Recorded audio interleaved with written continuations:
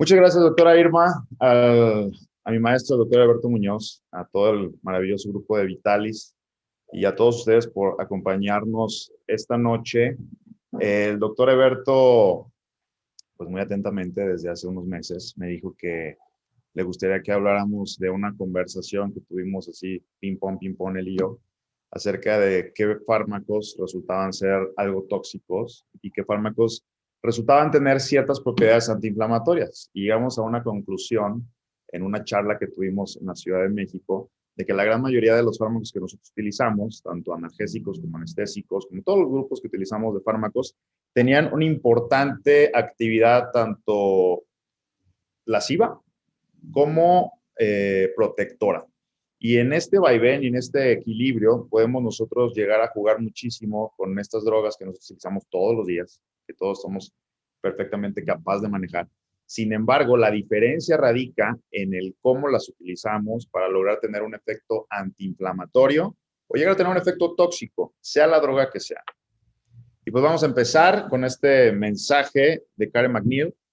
Si se fijan, aquí nos habla de una situación bastante cómica, habla de las chinches, que las chinches cuando muerden, lo que llegan a hacer para no producirte daño a ti una vez que estás durmiendo, es mediante su saliva, ¿sí? Y mediante unas sustancias que secretan a través de sus patitas, logran inyectar agentes antiinflamatorios en la zona de la piel donde van a picar para disminuir la irritación y el dolor. O sea, la verdad es que son insectos bastante que se preocupan por no lastimarnos.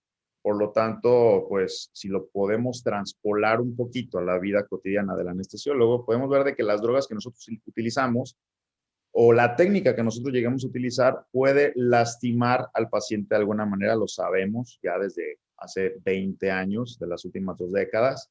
Sin embargo, la diferencia va a ser cómo nosotros actuemos para disminuir importantemente, pues, todos esos procesos lascivos que pueden tener nuestros pacientes en el perioperatorio. De tal manera que, pues, así como en la vida, en lo cotidiano, pues hay que ser un poquito más parecidos a este tipo de insectos. En esta charla me gustaría platicarles principalmente de lo que es el efecto antiinflamatorio. Como tal, vamos a detallar de qué estamos hablando con el término efecto antiinflamatorio y vamos a identificar cuáles son los mecanismos por los cuales podemos intervenir nosotros como anestesiólogos en este proceso en el perioperatorio. Hay que hablar un poquito del estrés oxidativo. Ya sé que esto de hablar de la medicina molecular, principalmente farmacología molecular, no es algo muy cómodo. Si alguno de mis residentes o ex residentes, que por cierto los extraño mucho, les mando un beso, era muy insistente en que todo anestesiólogo tenía que saber, aunque sea las bases de la farmacología, pero del 2020 en adelante, la tendencia es que el anestesiólogo sea lo suficientemente capaz como para entender la biología molecular y principalmente la farmacología molecular. No existe un especialista en toda la gama de médicos que sepa más de los fármacos como lo es un anestesiólogo y que principalmente el atender ciertos tópicos como es los cambios fisiopatológicos dentro de la célula ya no es tan ajeno. Es algo que debemos de tener en cuenta constantemente y que el estrés oxidativo es algo que está las 24 horas en el paciente, ya sea en el pre, en el trans o en el postoperatorio. Vamos a hablar de el responsable principal del efecto antiinflamatorio a nivel celular y vamos a analizar molecularmente cómo se produce y cómo atacarlo. Y la evidencia, bueno, siempre vamos a basarnos en medicina basada en evidencia y no en existencia. Y al final vamos a hablar un poquito del efecto antiinflamatorio de la infusión continua, que es algo de lo que nos atañe o de lo que más atractivo hace este curso. Bueno, vamos a hablar del efecto antiinflamatorio. Nosotros desde la carrera de medicina es un término que hemos tenido muy familiar a nivel pues, de nuestra formación. Sin embargo, como definición, tenemos que un efecto antiinflamatorio per se es la capacidad de todo xenobiótico. Y con xenobiótico hablo de cualquier fármaco, droga, medicamento, sustancias que nosotros adentremos en el cuerpo y que tengan un efecto en el organismo. Este va a tener la capacidad de disminuir la actividad metabólica celular, disminuyendo la expresión de mediadores químicos en respuesta al estrés oxidativo. En pocas palabras, el efecto antiinflamatorio es, como él lo dice, es disminuir la capacidad de producir inflamación. ¿Cómo lo vamos a lograr? Existen N cantidad de maneras por las cuales nosotros podemos tener un efecto antiinflamatorio. Una vez que nosotros tenemos un efecto antiinflamatorio en nuestra técnica anestésica, vamos a lograr disminuir importantemente la liberación a nivel tisular del óxido nítrico. El óxido nítrico es un importante vasodilatador que todos sabemos que se produce las 24 horas del día, dormido, despierto el paciente, pero si nosotros en nuestro ejercer incrementamos esta actividad del óxido nítrico, podemos favorecer la vasodilatación y otros procesos inflamatorios a nivel tisular. Sin embargo, con el efecto antiinflamatorio los podemos disminuir. Después de esto, disminuir el óxido nítrico, va a haber una estabilización vascular endotelial, lo cual va a favorecer a una estabilización de los parámetros circulatorios. Además, el efecto antiinflamatorio tiene la capacidad de disminuir la extravasación de neutrófilos, disminuir la liberación de mediadores humorales de la inflamación, favorecer la actividad anticomplemento y, muy importantemente, el efecto antiinflamatorio, una de las capacidades más atenuantes y más, digámoslo así, que podamos evidenciar últimamente en los estudios moleculares, es la actividad, o más bien la liberación del superóxido dismutasa, que es captadora de radicales libres. El superóxido dismutasa, digámoslo así, en los últimos estudios en farmacología aplicada, es uno de los mediadores o de las variables que hemos estado utilizando para el estudio del efecto de los fármacos sobre el organismo. Por lo tal, es un antioxidante muy potente. A nivel celular, vamos a disminuir la expresión de la lipoxigenasa y de los leucotrienos, perdón aquí por esta falta de ortografía, y que va a estar mediada por una disminución del ácido araquidónico. Va a haber una disminución en la liberación de TNF-alfa, disminución en la liberación de factores anticatabólicos que pueden llevar a la apoptosis celular, disminución o bloqueo completo de los mediadores humorales, principalmente de la respuesta innata, como es la histamina, la serotonina, las citocinas, y una mejora en la actividad circulatoria. Hablábamos un poquito acerca de los agentes que actuaban en el efecto antiinflamatorio. Importantemente, hay que saber que a nivel celular, nosotros podemos tener una lesión tisular y sabemos que hay injuria, que hay inflamación, que hay lesión, que hay enrojecimiento, todo lo que nosotros conocemos como inflamación tisular. Pero a nivel celular existen unos procesos que son procesos de disminución de la capacidad metabólica de las células después de que hay una lesión. Estos procesos principalmente llevan a la apoptosis celular. Entonces, hay que pensar un poquito qué hacemos nosotros como anestesiólogos para disminuir la probabilidad de llevar la célula a la apoptosis. Existe un equilibrio a nivel celular que es el equilibrio entre las especies antioxidantes, que es de lo que hablábamos un poquito, y las especies reactivas de oxígeno. Ya sé que esto lo escuchamos en la facultad o en múltiples artículos le damos la vuelta, pero es súper importante entender esto. Y cuando nosotros tenemos principalmente la fosforilación oxidativa a nivel mitocondrial, ¿de qué va esto? Es la formación del ATP. Y en esta cascada de formación del ATP hay ciertas reacciones que van a favorecer la liberación de oxígeno a nivel mitocondrial y que una vez que se acumula demasiado oxígeno a nivel mitocondrial, este tiene que liberarse. ¿Sí? Se empieza a liberar el espacio citoplasmático y cuando se empieza a acumular la célula de estas especies reactivas de oxígeno, que generalmente es oxígeno inorgánico, algunas variantes de oxígeno, pues la célula empieza a favorecer la actividad de las caspasas y lleva a la célula a apoptosis. De tal manera que los agentes antioxidantes lo que logran es mejorar la viabilidad celular, quitando electrones de los átomos sanos para poder, digámoslo así, disminuir la capacidad oxidativa de estos agentes mediante otros agentes reductores. De tal manera que vamos a tener un equilibrio mediado por especies antioxidantes y lo vemos reflejado aquí. El estrés oxidativo, como definición, pues es el desequilibrio entre la producción de especies reactivas de oxígeno y la capacidad del sistema biológico de codificar rápidamente los reactivos intermedios o reparar el daño resultante de estas reacciones. De tal manera, como vemos aquí en la imagen A, cuando tenemos un equilibrio entre antioxidantes y especies reactivas de oxígeno, pues tenemos un balance adecuado. Cuando la balanza se aumenta hacia las especies reactivas de oxígeno, vamos a favorecer el estrés oxidativo. Nuevamente, ponemos un agente antioxidante, pues alcanzamos un balance. Posterior a esto, si tenemos un aumento en la actividad de los agentes antioxidantes, pues vamos a tener un incremento en los niveles basales de antioxidantes y disminución de la probabilidad del estrés oxidativo. Está muy padre, estamos hablando particularmente de cómo inhibir esta actividad a nivel celular, pero tú me dices, ¿cómo? ¿Cómo lo hacemos? Bueno, quiero citar algo que a lo mejor no está muy bien dicho, pero cuando yo estaba en la residencia, algún maestro me dijo, bueno, tú como anestesiólogo tienes un objetivo principal. Si no le duele, al menos que no se acuerde. Entonces, ¿cuántos de nosotros no estamos familiarizados con pues con esta manera de trabajar como anestesiólogos? Pero a mí me gustaría como invitarlos a reflexionar y a estudiar un poquito más, ya que todo lo que nosotros hagamos en el perioperatorio, en verdad, tiene una respuesta en la recuperación del paciente. De tal manera que el anestesiólogo hoy en día no es simplemente una persona que duerme o bloquea a un paciente, sino que es un médico tan completo en el perioperatorio que tiene la capacidad de estabilizar al paciente, de tener un control perfecto durante la cirugía, de que el paciente entre y salga en perfectas condiciones y que salga mejor que como entró, y además quite el dolor y duerme al paciente. Eso es en lo que nos tenemos que enfocar hoy en día, tanto nuestros estudiantes como nuestros residentes. Hablar del efecto antiinflamatorio a nivel tisular y celular, sé que no es muy atractivo para muchos, pero me gustaría que vieran esta lámina y la recordaran, le hicieran screenshot o después se las mando. Pero hay algo que hacemos muy constantemente que es la utilización loca y exagerada de algunos medicamentos.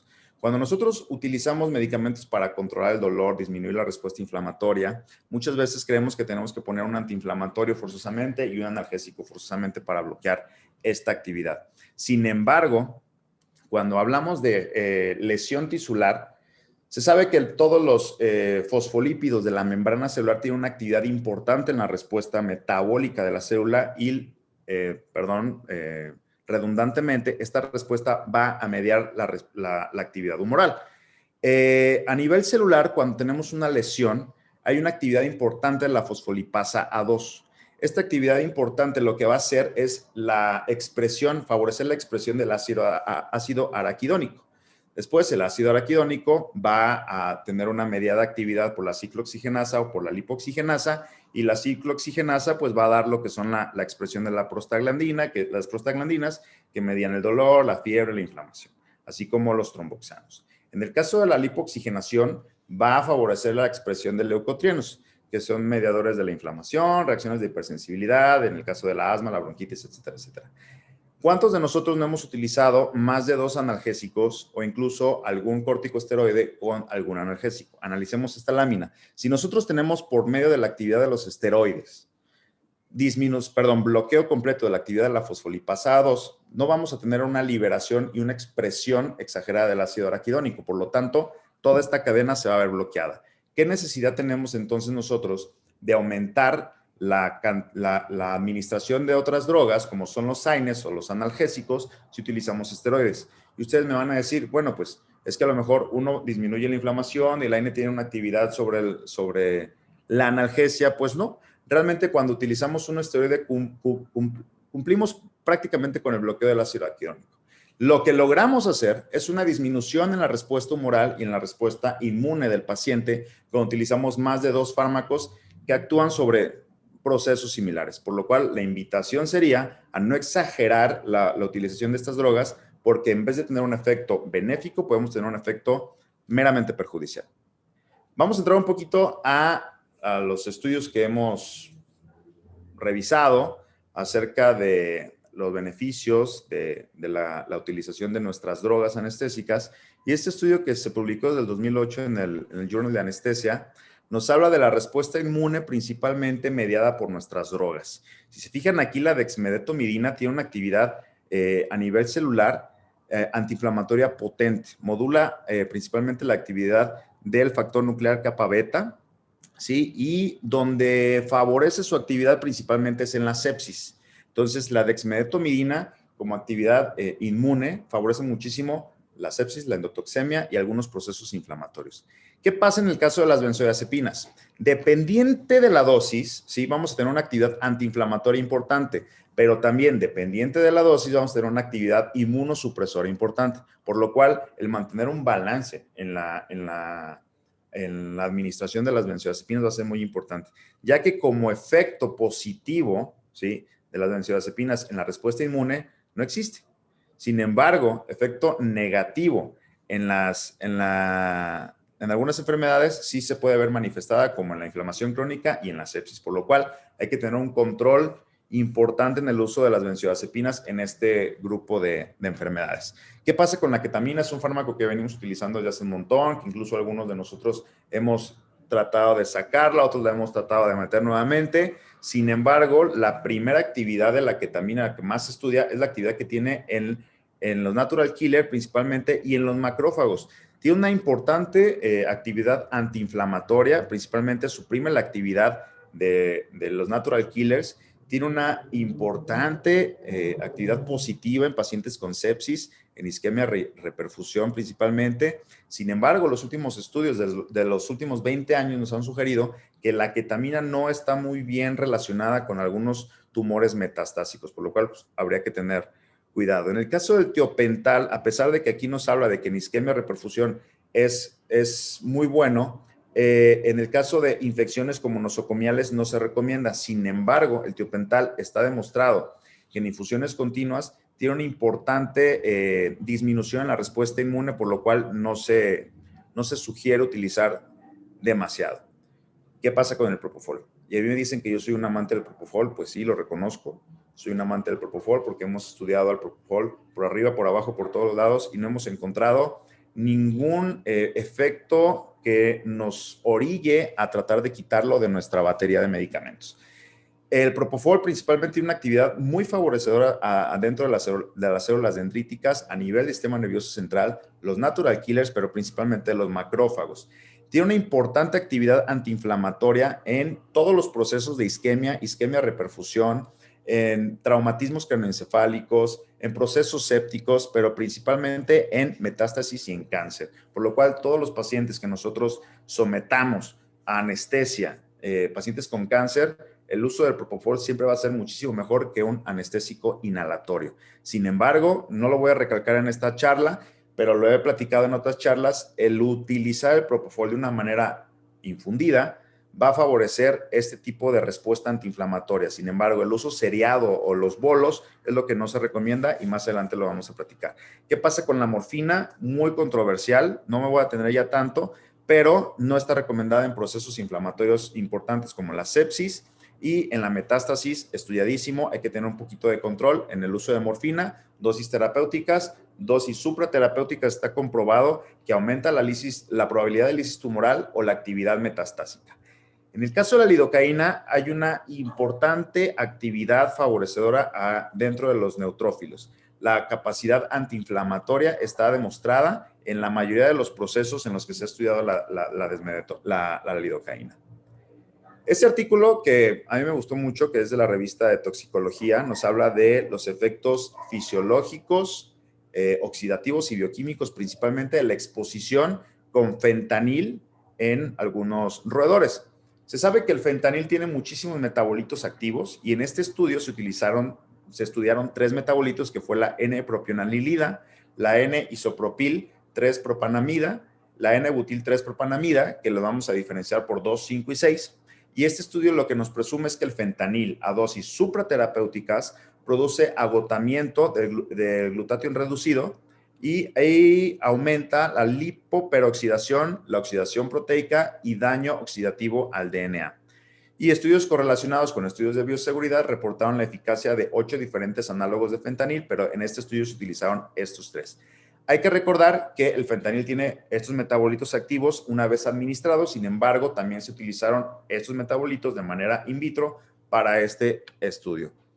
Y bueno, en estos resultados se vieron estos 3 antioxidantes importantes, como se encontraron en tejidos como el cerebro, en el hígado y el riñón, y encontramos que el fentanil por sí solo, una vez que se lesiona el tejido, que se corta el tejido, el fentanil llega a tener una liberación exagerada de estos mediadores antioxidantes, ¿sí? A diferencia de estos metabolitos del fentanil. ¿Qué quiere decir? Bueno, ¿cuál es el resultado de este estudio?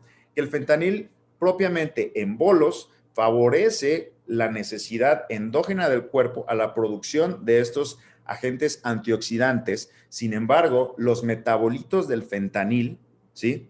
El 2, el 5 y el 6, se mantuvieron muy estáticos en la liberación de estos antioxidantes. Ustedes me dirían, bueno, pues si se produjeron más antioxidantes, quiere decir que el fentanil en bolos o en dosis exageradas, pues es adecuado para cualquier paciente. Pues no, aquí lo que nos está interpretando este estudio es que hubo una respuesta al estrés oxidativo elevada, que el cuerpo tuvo la necesidad de producir estos agentes antioxidantes. Como recordarán, todo es un equilibrio entre especies reactivas de oxígeno y antioxidantes. Este estudio lo que concluye es que los metabolitos del fentanil, ¿sí?, mantienen mejor este equilibrio. Ni se elevan los antioxidantes, ni se disminuyen al cero los agentes, las especies reactivas de oxígeno. Simplemente se mantiene un equilibrio. ¿Y qué es lo importante de esto? Que estos metabolitos se van a ver mayormente expresados en la infusión continua con fentanil. De tal manera que la administración seriada o los bolos de fentanil van a aumentar la actividad de estos antioxidantes endógenos, y la administración en infusión continua del fentanil van a aumentar la actividad de estos metabolitos del fentanil para tener un equilibrio entre estrés oxidativo y efecto antiinflamatorio. Este estudio de PLOS ONE está muy padre, la verdad. Habla de que el propofol disminuye importantemente la apoptosis en algunas células epiteliales, evidentemente en modelo animal. Y bueno, propofol ha demostrado propiedades antioxidantes, lo hemos visto en múltiples estudios. En este estudio principalmente evidencia la reducción de la actividad NMDA por aumento de anión superóxido, que es un importante antioxidante, así como efectos neuroprotectores en el sistema nervioso central. Suprime la liberación de productos oxidativos y disminuye importantemente la actividad de interleucina 1B, interleucina 10, tromboxano B2, prostaglandinas E2, la ciclooxigenasa y TNF-alfa.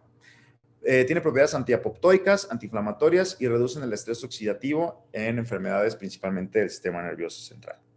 Este estudio fue un estudio experimental en líneas celulares de epitelio pigmentario de retina y se sometieron a estrés bajo tapsigargina, que es una sustancia que disminuye la viabilidad celular, y se estudiaron y se realizó un ensayo de MTT, que es un ensayo de viabilidad celular. Bueno, en este ensayo de viabilidad celular podemos ver que el grupo control, pues bueno, se acerca la viabilidad celular al 100%, después la aplicación con el injury agent, que es la tapsigargina, hubo una disminución casi al 60% de la viabilidad celular, y fue incrementando importantemente a la adición de ciertas concentraciones de propofol, 0.1, 1, 10, 20, 40 micromolar.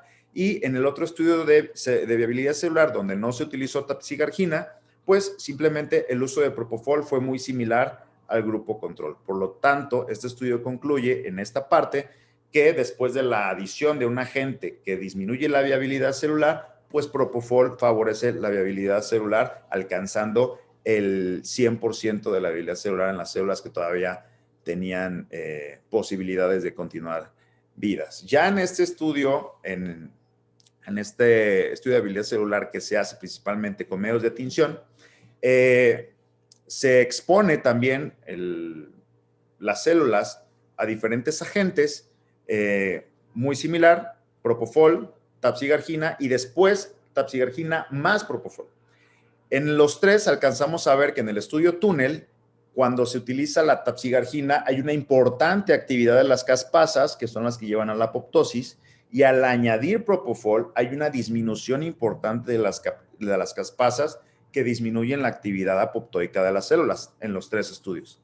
Se concluye en este estudio túnel que el utilizar tapsigargina después de un estudio control disminuye importantemente la viabilidad celular, pero que la adición de propofol aumenta la viabilidad celular hasta en un 64%.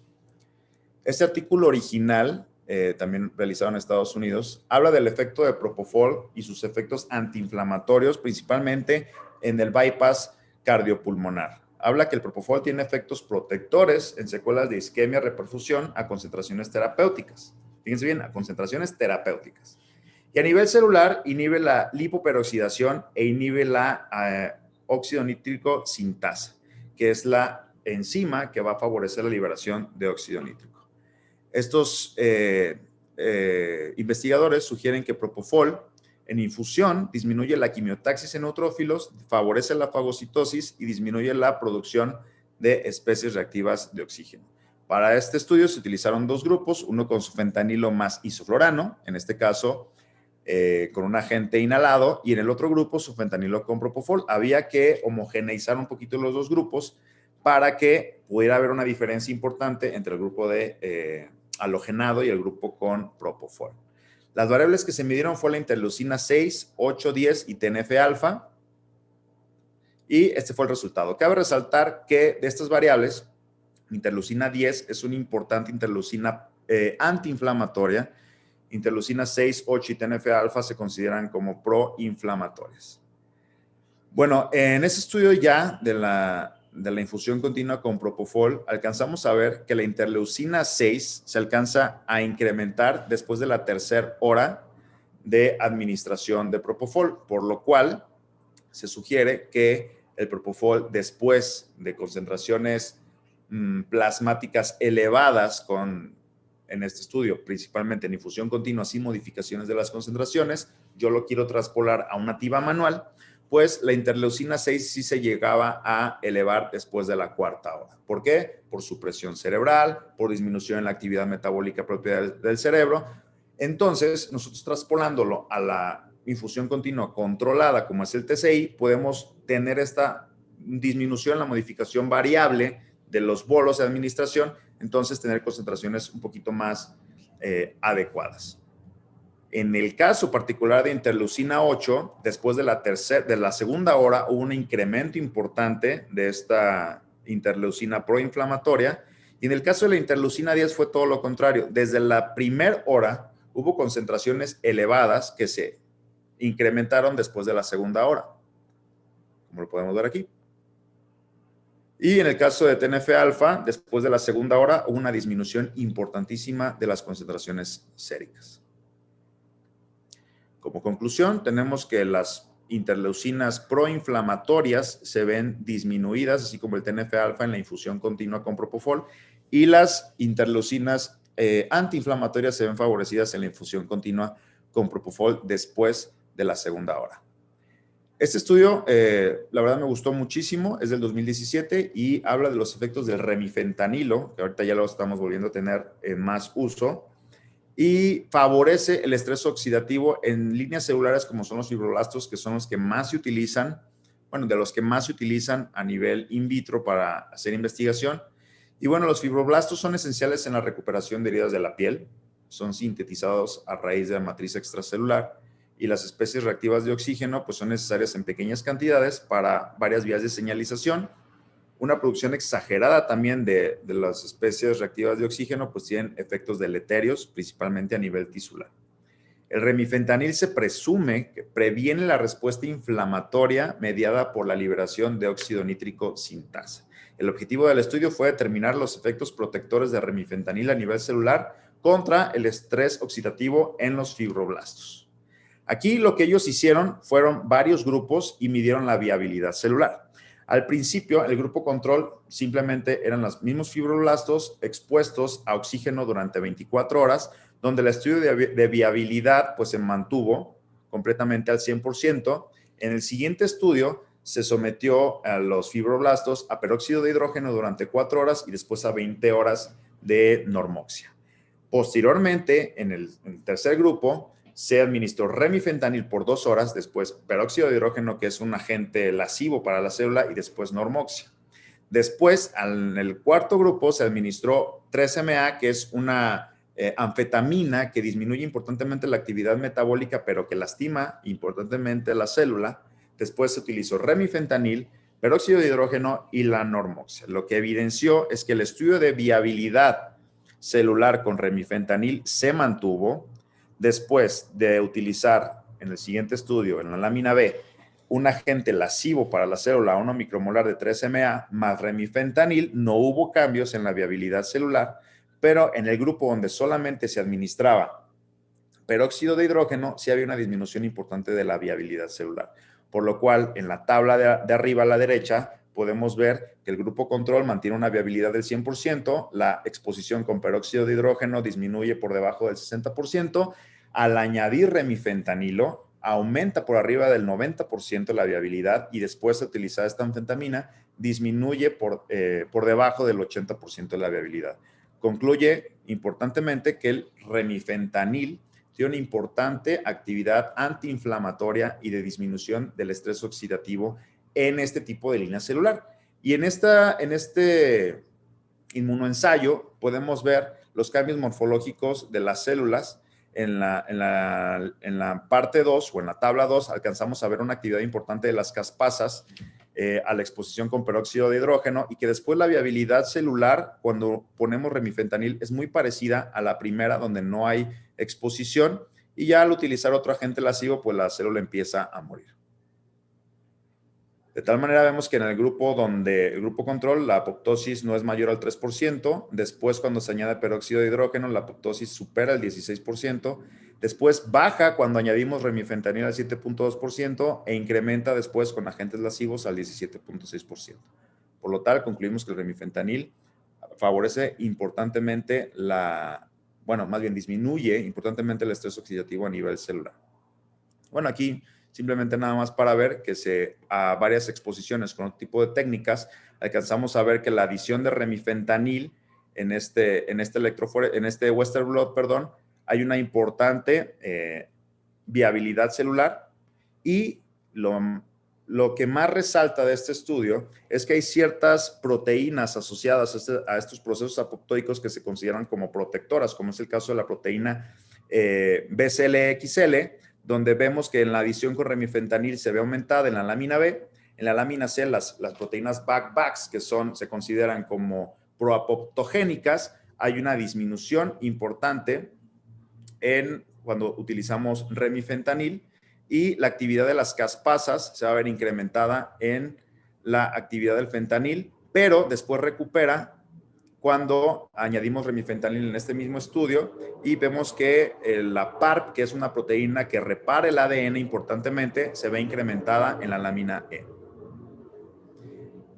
Todos utilizamos dexmedetomidina, yo soy amante de la dexmedetomidina, se la pongo hasta los frijoles, entonces vemos que la dexmedetomidina es un importante fármaco que se utiliza no solamente de manera clínica, sino también en la investigación, y en este estudio presumen importantemente que la dexmedetomidina actúa sobre la expresión de ciertos mediadores de la inflamación a nivel celular en modelo murino. El factor nuclear kappa beta modula la expresión de interleucina 8, interleucina 6 y el ICAM, que el ICAM es una molécula de adhesión intracelular. La isquemia de reperfusión cerebral causa liberación de calcio, como bien sabemos, favorece el estrés oxidativo por activación de factor nuclear kappa beta. El ICAM suele estar involucrado en procesos inflamatorios a nivel tisular y S100B es una proteína de unión al calcio y su expresión es proporcional al daño tisular.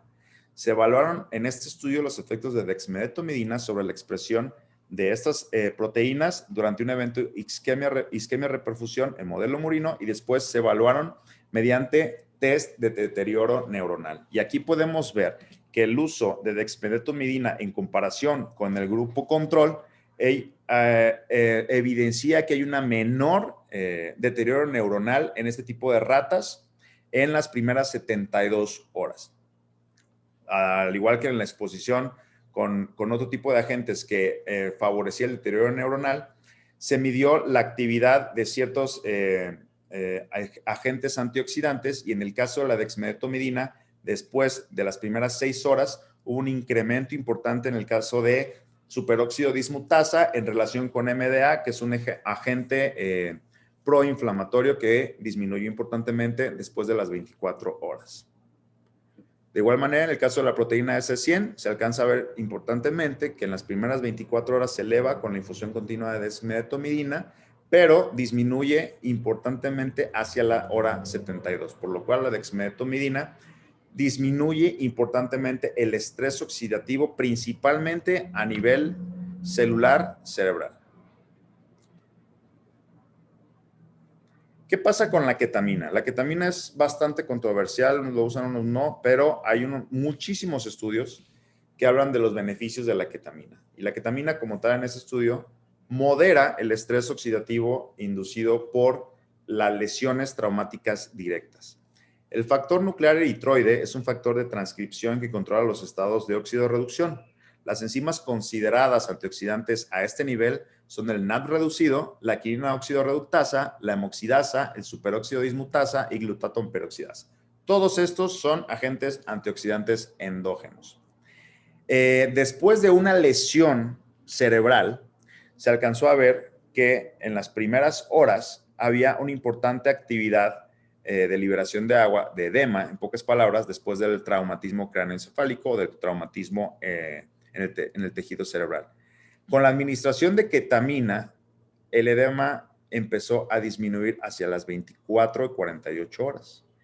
En este estudio nos habla de que después de una lesión cerebral, el utilizar ketamina principalmente a dosis terapéuticas o subterapéuticas favorecía la disminución del edema a nivel cerebral. La supervivencia neuronal cerebral se veía evidenciada a la utilización de ketamina y la actividad apoptóica se veía disminuida con la actividad de la ketamina. En este Western blot podemos ver importantemente que la actividad de la proteína BCL, que tiene una propiedad protectora, ¿sí? Se fue incrementando, se ve más pesada en este Western blot cuando se administra ketamina, y las proteínas Bax-Bac, que tienen una actividad proapoptóica, se ven un poquito más disminuidas con la administración de ketamina. De tal manera que en la actividad de las caspasas también hubo una disminución importante con la adición de ketamina en las 24 48 horas. Y pues aquí nada más reflejado el Western blot, que el BCL se ve incrementado con ketamina y las Bax, que son propoptoicas, disminuyen con la administración de ketamina. Muy importante recalcar que en este estudio la administración de ketamina fue en dosis única y a dosis subterapéuticas. Bueno, y aquí también evidenciando en la tabla B y en la tabla C una importante actividad de los agentes antioxidantes con la administración de ketamina y agentes lascivos celulares, disminución de la expresión de estos mediadores con la actividad de la ketamina. Y el factor eritroide sí se expresó muchísimo más con la exposición con ketamina. Lidocaína. ¿Cuántos de nosotros utilizamos lidocaína? Yo creo que el 100% de nosotros utilizamos lidocaína. Habrá anestesiólogos que no utilicen dexmedetomidina, que no utilicen ketamina, que no utilicen fentanil, pero todos los anestesiólogos, la base de la anestesiología está dada por los anestésicos locales, principalmente la lidocaína. Y en este estudio de la British Journal habla que la lidocaína inhibe la remodelación del citoesqueleto en las células de cáncer de mama, principalmente en la migración y en la metástasis. Y se estudió la sobreexpresión de estas dos proteínas y la relación que tiene con la metástasis a nivel de cáncer de mama. Las líneas celulares estudiadas fue la MDA-MB231, que es una de las más estudiadas en cáncer de mama, y la lidocaína se utilizó la exposición a varias concentraciones, 1 nanomolar, 10 micromolar y 100 micromolar. Y las pruebas que se realizaron fueron la liberación de calcio intracelular, la de viabilidad celular de MTT y la de migración celular.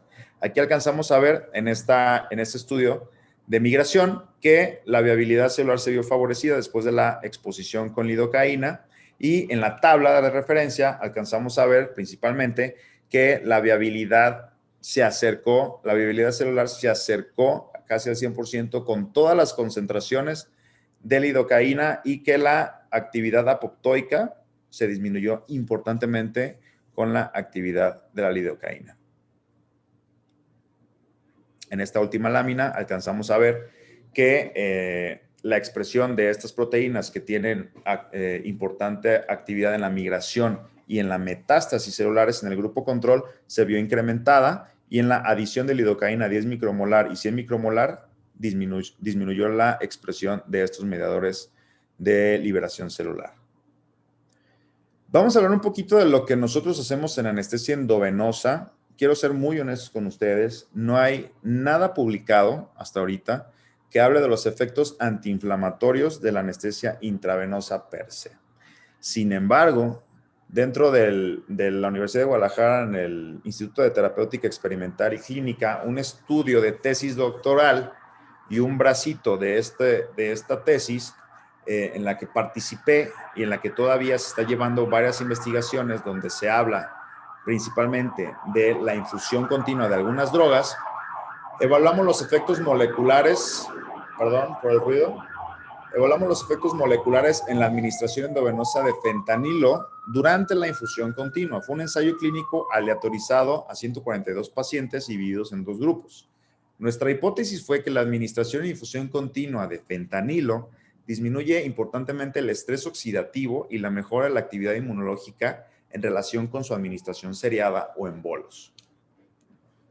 Las variables dependientes de este estudio fue la óxido nítrico sintasa, la superóxido dismutasa, glutatión reducido, glutatión peróxido, estas interleucinas, TNF-alfa, prostaglandinas y tromboxanoados. Las variables independientes fue la administración continua, que es la infusión continua, y la administración seriada, que serían los bolos. Y las variables intervinientes serían las constantes vitales y la monitorización de la actividad cerebral.